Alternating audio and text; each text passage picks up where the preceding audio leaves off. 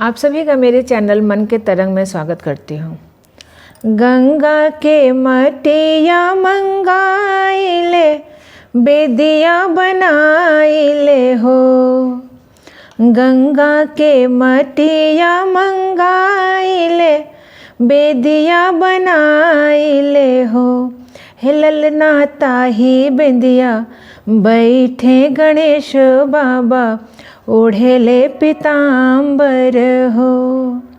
हिलल ना ताही बेदिया बैठे गणेश बाबा ओढ़ेले पीताम्बर हो। निहुरी निहुरी पूजा करनी मांगन एक मांगनी हो। निहुरी निहुरी पूजा करनी मांगन एक मांगनी हो।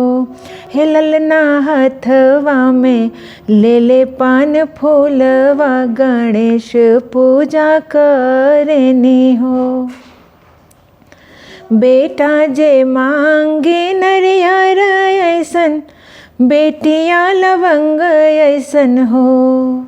बेटा जे मांगे नरियर ऐसन बेटिया लवंग ऐसन हो। गणेश जी सोनवा जे मांगेली हरदी ऐसन चनिया दहिया ऐसन हो।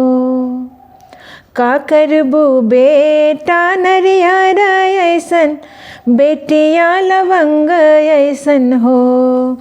का करबू बेटा नरियर ऐसन बेटिया लवंग ऐसन हो।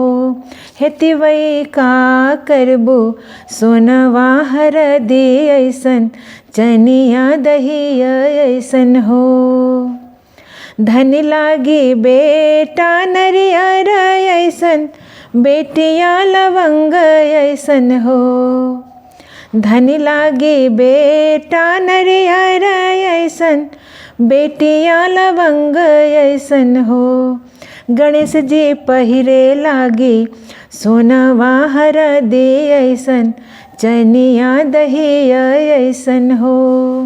हे गणेश जी पहिरे लागी सोनवा हरदी ऐसन चनिया दहिया ऐसन हो।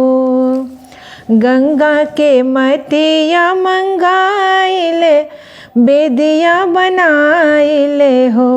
हिलल ना ताही बेदिया बैठे गणेश बाबा ओढ़ेले पीताम्बर हो। हिलल ना ताही बेदिया बैठे गणेश बाबा ओढ़ेले पीताम्बर हो।